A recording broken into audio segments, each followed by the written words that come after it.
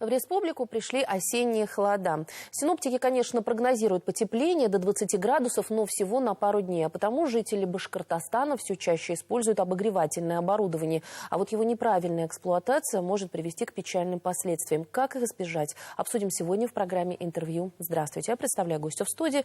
Андрей Зайцев, исполняющий обязанности начальника пресс-службы Главного управления МЧС России по Республике Башкортостан. Андрей Петрович, здравствуйте. Здравствуйте. Итак, осенние холода наступили, мы сегодня об этом говорим. Какова статистика на сегодняшний день по пожарам, возгораниям? Статистика на сегодняшний день такова, что с начала года в республике произошло уже 7 тысяч пожаров, на которых погибло 146 человек. Из них это, к сожалению, 9 дети. Также травмировано на пожары уже 180 человек. Чтобы не попасть в печальную статистику, настоятельно рекомендуем жителей нашей республики соблюдать элементарные правила пожарной безопасности. Вот давайте обсудим, какие именно, потому что такое межсезонье, когда отопление еще не включили, а в домах уже прохладно, мягко говоря. И, естественно, мы зачастую прибегаем именно к обогревательному оборудованию. Как его эксплуатировать?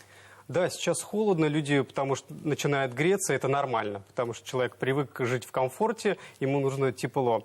Люди применяют различные электрооборудования, нагреватели. Первым делом настоятельно рекомендую жителям, это эксплуатировать только те приборы, которые они купили в магазинах. То есть производства, которые были сделаны на заводе. Нельзя применять самодельные электроприборы. Они могут в любой момент заискрить, короткое замыкание произойти, и от этого уже произойти пожар. Ни в коем случае не перегружать электросеть. В наших домах, многие жители живут еще в старых домах, которых у нас много, там электропроводка не рассчитана на такое количество энергопотребляющих аксессуаров, те же самые чайники, машинка стиральная, планшеты, телефоны, зарядки. Когда люди втыкают это все в сеть, то может произойти просто короткое замыкание и пожар от этого. Ни в коем случае нельзя сушить белье, как многие у нас любят, на обогревателе. То есть постирали, повесили, быстро, хорошо, удобно, но при этом в любой момент это может вспыхнуть, одежда, и уже будут последствия. Опять же, тот же начнется пожар. Ну и самое главное, давайте скажем о том, что нужно, наверное, проверить и проводку в домах. Причем сейчас речь идет, вы уже, конечно, об этом упомянули, речь идет не только о частных домах, деревнях и так далее, но еще идет о квартирах. Зачастую в городах горожане пренебрегают этим, однако, как вы правильно подметили, проводка не всегда выдерживает то количество электроприборов, которые мы сегодня применяем у себя в домашнем быту.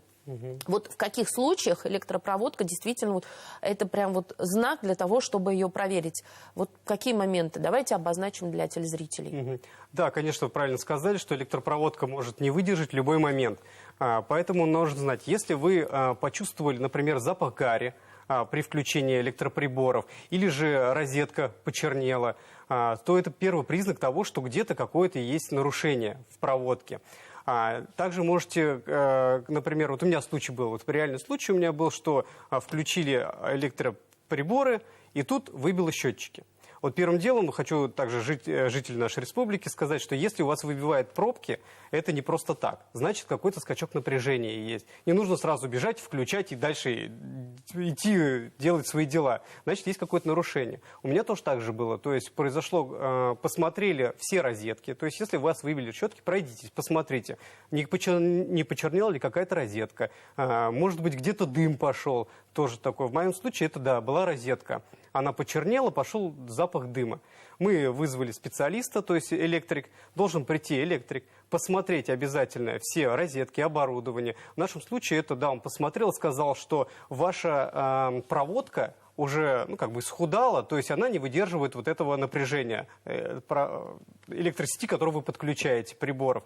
И сказал, что буквально еще бы неделю использования таких приборов в таком состоянии, то мог бы произойти пожар реально. Нам пришлось заменить всю проводку. Сейчас, надеюсь, все хорошо. Поэтому жителям нужно регулярно просматривать розетки, электроприборы, может быть, вызывать специалиста, электрика, чтобы он посмотрел, оценил это все, что все хорошо, что все можно использовать. К тому же не нужно включать все электроприборы одновременно, потому что скачок напряжения большой. Если вы Например, вот у нас любят оставлять зарядки от телефона, от планшета. То есть зарядил телефон, зарядка осталась в розетке. Но вытащи, это все равно употребление электроэнергии идет. Также чайник у нас стоит всегда включенным, работающим, холодильник всегда включенный, машинка всегда у всех, я уверен, что у всех в сети она воткнута. Это все идет хоть какое-то малейшее, но электронапряжение. Поэтому зарядил, вытащи, это твоя безопасность. Еще одна из частых причин, которые нам всегда рассказывают в студии, это причин пожаров, это курение в нетрезвом состоянии. Еще раз, вот здесь вот тоже есть такие моменты, которыми часто пренебрегают.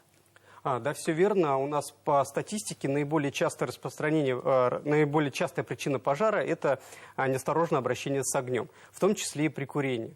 Люди курят в помещениях, в своих жилищах. Бывают случаи, когда они находятся в состоянии алкогольного опьянения. То есть человек выпил алкоголь, покурил и уснул с сигаретой. Сигарета коснулась мебели, коснулась дивана, кровати, и постепенно разгорается, и происходит пожар. Человек может даже в состоянии алкогольного опьянения не понять, что произошел пожар, и хватит буквально 5 вдохов, и он уже не проснется. И тем более, если он находится в состоянии алкогольного опьянения, он проснулся, увидел пожар, он не сразу может сообразить, что нужно делать, как себя вести, куда идти. Если же люди все-таки курят в помещениях, покурили, затушите сигарету, обязательно затушите сигарету в пепельницу. Если нет пепельницы, используйте банку с водой, чтобы не было дыма, чтобы не остался огонь на сигарете. Если вдруг все-таки произошло возгорание, иногда, знаете, дети себя как-то более осознанно ведут, потому что они присутствуют на уроках ОБЖ, да, а вот взрослые не всегда знают, как вести себя. Дым в помещении, что делать? Если вы увидели первые признаки пожара, и даже, возможно, вы увидите это возгорание, если оно небольшое, и вы понимаете, что вы можете справиться сами, примите все меры по его устранению. Это первичное средство пожаротушения. Это может быть огнетушитель, если у кого есть в доме. Желательно, чтобы он был у всех в доме. Это может быть вода, это может быть цветочная земля. То есть вы вырываете цветок и землей тушите огонь. Не бойтесь, что будет грязно, будет мусор. Зато это ваша жизнь. Если начнется пожар, и вы не успеете это сделать, будет последствий намного больше. Если вы понимаете, что уже пожар сильно разгорается, например, пошел на занавеску, на шторы, дальше распространяется, срочно звоните по номеру 101. Это вы попадете с мобильного телефона номер 101, это вы попадете прямиком в пожарную охрану, или по номеру 112. Это общий телефон, который уже вас распределит по направлению, что случилось. Звоните в пожарную охрану, называете адрес свой конкретно, называете, что случилось, и обязательно свое имя, фамилия, чтобы знали, что это не балуются, что приедут. И чем вы подробнее расскажете, что случилось, и место, где это все произошло, например, дом такой-то, 4-й подъезд, 5-й этаж, квартира такая-то, тем быстрее к вам придут на помощь. А на помощь вам придут обязательно. Ну и обязательно разговаривать с детьми и не оставлять спичечные коробки на виду? Да, конечно, не оставляйте спичечные коробки, зажигалки. Не давайте детям, не разрешайте детям зажигать плиту газовую, только с вашим присмотром, под вашим присмотром. Не оставляйте детей без присмотра. Если же, да, бывают такие моменты, когда нужно оставить ребенка без присмотра, но если он не сильно маленький, что тем более двоих детей. Но если же вы оставляете их, научите детей вести себя безопасно, научите их правилам безопасности. Смоделируйте ситуацию, что у вас в доме произошел пожар. С детьми, что вот сейчас у нас на кухне пожар. Вот они сидят просто, допустим, смотрят телевизор. Вы говорите резко: дети, на кухне случился пожар, родителей дома нету, срочно, вот у вас есть минута, ваши действия. Вначале покажите им, что нужно делать. Нужно упасть на землю, потому что у нас дым поднимается наверх. Нужно прижаться ближе к полу, заткнуть руку чем-нибудь, одеялом, платком, футболкой и ползти к выходу. Если же пожар начался на выходе, то есть выход заблокирован на улицу, нужно быстрее выбегать на балкон, при этом захватить с собой теплые вещи, одеяло любое, взять какую-нибудь яркую ткань и кричать, махать на балконе, и чтобы любыми способами привлечь внимание, что случился пожар. Сделайте несколько таких вариантов. И если дети уже проиграют это, потому что дети всегда учатся в игре. Когда они играют, это больше запоминается. И если они уже проиграют эту ситуацию, и если это, не дай бог, ситуация случится, они уже будут знать, что нужно делать, и не растеряются. Потому что основная беда – это паника. Даже взрослый человек, если случился пожар, если он запаникует, буквально ему 2 метра дойти до выхода, а паника, она может впасть в ступор, встать и все. А достаточно 5 вдохов вот этого дыма. Даже страшен не то, что пожар, а страшен вот этот дым. 5 вдохов, человек теряет сознание и, к сожалению, наступает смерть. Ну и еще одно средство профилактики, очень коротко, это дымовой извещатель. Он вообще в рекламе уже не нуждается. Да, все верно, он уже зарекомендовал себя.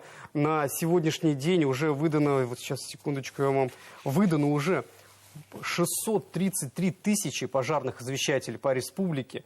С помощью них спасено 1145 человек. Из них 438 детей. Я считаю, что это цифры говорят о многом, что эта вещь нужна. Стоит эта вещь примерно 500 рублей. Но эти деньги не стоят вашей жизни. Поэтому приобретите пожарный извещатель, он среагирует на дым. Что такое пожарный извещатель? В нем находится датчик. При попадании дыма он громко срабатывает. Пищит, вы понимаете, что что-то произошло. При этом он запищал, вы увидели, что случился пожар, и при этом можете затушить его на ранней стадии. К тому же сейчас вот с лета начали выпускать пожарный извещатель с GPS-модулем. Это для малоподвижных граждан, для глухонемых. Он также действует точно так же, попадает дым на датчик. Датчик подает не только звуковой сигнал, но еще и передает GPS-сигнал на экстренные службы и, например, на ваших родственников, которые вы туда добавили. Люди понимают, что случилось что-то страшное, что выезжает туда и уже помогает. Такие случаи у нас уже в республике были. Андрей Петрович, спасибо огромное, что пришли сегодня к нам в студию. Надеюсь, что у вас работы будет немного, а нам не о чем будет рассказывать вот именно о печальных каких-то событиях. Спасибо огромное. Спасибо. Это была программа «Интервью». Спасибо, что были с нами.